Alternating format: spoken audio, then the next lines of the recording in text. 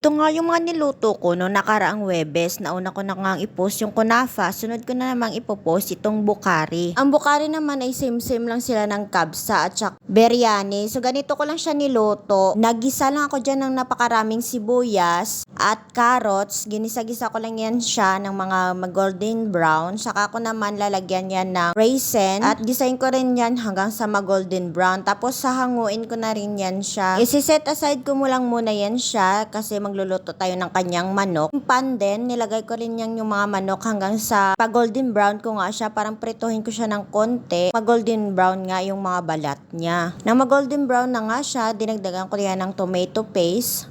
At gisa-gisahin ko ulit hanggang sa kumapit talaga yung tomato paste sa ating manok. Tapos dinagdagan ko siya ng fresh tomato. Na-blend ko kanina, mga 2 peraso lang nilagay ko dyan. So first time ko palang gagawin itong bukari. At ang pampalasa na nilagay ko lang dyan, itong baharat mix, cumin powder, at naglagay na rin ako dyan ng maraming asin. At syempre maglalagay rin tayo ng paminta. At gisahin lang natin yan ng maayos nang kumapit ang kanyang pampalasa. Tapos dinagdag ko kanina yung kalahati nung ginisa nating sibuyas at carrots na may raisin. Tapos dinagdagan ko yan siya ng mainit na tubig kasi pakukuluan ko to ng mga 1 oras. Kasi medyo malalaki itong ating mga manok. Kasi maraming tao, naglagay na rin ako ng fruit design dyan. Ito nga yung ginawa kong fruit platter kanina. At nang malambot na nga yung aking manok, hinahango ko naman siya at nilagay ko sa baking pan. Kasi i-bake pa natin ulit yan. Tapos yung sabaw niya na naiwan, dinagdagan ko ng asin at nilagay ko na rin itong binabad ko kaninang basmati rice. Di na pala ako dyan nagdagdag ng tubig, tamang-tama lang yan siya. Pinakuluan ko lang yan siya sa mga 10 minutes sa malakas na apoy at saka 20 minutes sa napakahinang apoy. Bago ko nga siya pahinaan ng apoy, nilagyan ko yan siya ng sili at yung natirang toppings kanina na prenito kong sibuyas, carrots at raisins, ilalagay ko na rin sa taas tapos tinakpan. Pinakulaan ko yan ng 20 minutes at naman 20 minutes na nga sa mahinang apoy, ito na nga ang kinalabasan. Lalagay ko na nga yan siya sa hafida kasi mamaya pakakain yung mga amo at ito talaga yung nilalagyan nila para hindi nga siya maglamig yung pagkain. Na kanyang ilagay yung rice tapos yung chicken natin at yung toppings natin na ilalagay itong sili at yung sibuyas, carrots at yung raisin na prinito natin kanina. Tapos sa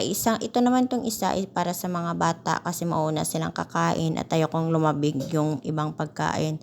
So ito na lahat ng aking niluto. Nagluto ko dyan ng kunafa, bukari, at saka naggawa na ako dyan ng fruit platter.